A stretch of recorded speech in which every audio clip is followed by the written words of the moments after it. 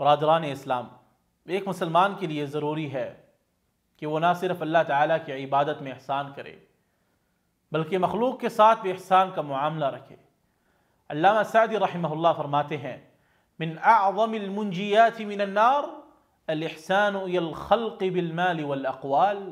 جہنم سے نجات کے بڑے اسباب میں سے ایک یہ ہے کہ مخلوق کے ساتھ مال و دولت اور باتوں کے ذریعے احسان کیا جائے۔ یہ قول ہمیں یہ درس دیتا ہے کہ مال کے ذریعے صدقہ و خیرات، لوگوں کی مدد کرنے کے ساتھ ساتھ ہماری گفتگو میں بھی احسان کا عنصر ہونا چاہیے۔ اللہ تعالیٰ نے قرآن کریم میں فرمایا وَقُولُوا لِلنَّاسِ حُسْنًا، لوگوں سے اچھے انداز میں بات کرو۔ رسول اللہ صلی اللہ علیہ وسلم نے بھی ہمیں اخلاقی احسان کی طرف متوجہ کیا ہے۔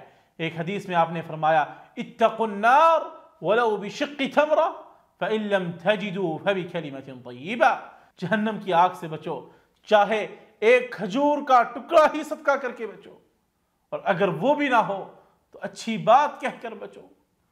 یہ احسان انسان کی زندگی میں نیکیوں کے ذخیرے کو بڑھاتا ہے اور اللہ تعالیٰ کی رضا کا سبب بنتا ہے۔